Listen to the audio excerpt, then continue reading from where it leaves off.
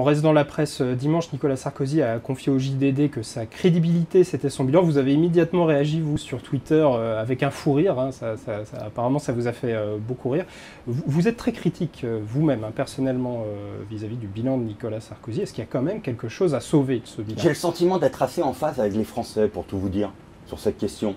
Et alors, c'est vrai qu'un dimanche matin, quand on prend le JDD et que l'on voit, je sens la vague monter, d'abord, ça a été la une. Mon premier tweet à la une, ça a été d'abord un rire, voilà, un rire de dimanche matin.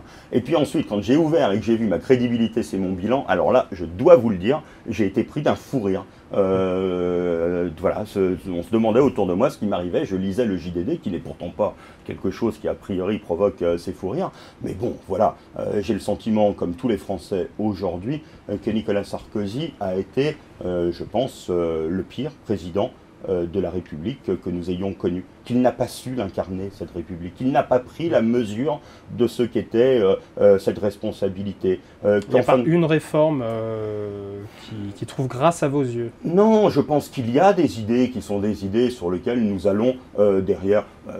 Je repousse par exemple les effets de la LRU, la loi sur les universités. Elle a eu des effets qui sont des effets dramatiques, et en même temps, donner aujourd'hui une capacité d'autonomie, donner un peu plus de liberté, faire en sorte qu'il y ait des règles, mais donner un peu plus de liberté, ça partait d'une idée. Donc voilà, je ne renvoie pas tout, je dis que les effets de la politique de Nicolas Sarkozy, quelles que soient les dimensions que je prenne en matière de dignité, de respect pour les Français, en matière de pouvoir d'achat, en matière d'emploi, dramatique. Je rappelle que Nicolas Sarkozy nous avait dit, il y a maintenant quelques mois, si je ne suis pas à 5%, renvoyez-moi. Il est à 10 aujourd'hui. Il avait dit, je ne chercherai aucune excuse. Il en cherche. Donc voilà, quand il y a un tel écart entre les déclarations, entre ce que l'on a voulu promettre aux Français et la réalité des résultats, je crois qu'il n'y a pas de problème à être, comme moi, très critique sur son bilan. Alors, puisqu'on parle de vos prises de position, vous estimez également que Bayrou n'a pas vocation à rejoindre Nicolas Sarkozy. C'est un appel en sa direction ?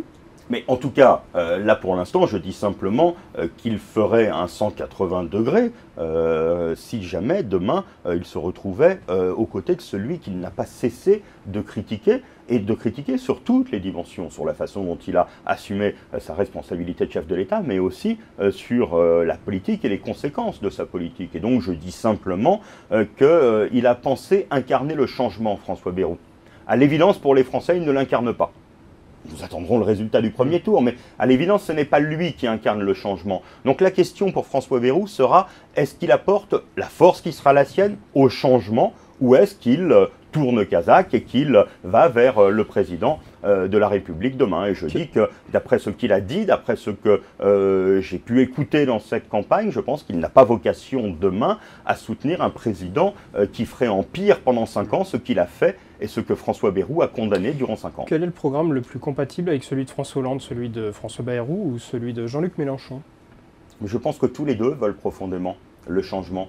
Et le programme qui sera le programme mis en œuvre sera celui choisi par les Français. Nous ne sommes pas dans une élection à la proportionnelle. Nous sommes dans une élection où il faut prendre des décisions. Et ceux qui ne pourront pas être au second tour devront prendre une décision qui est claire.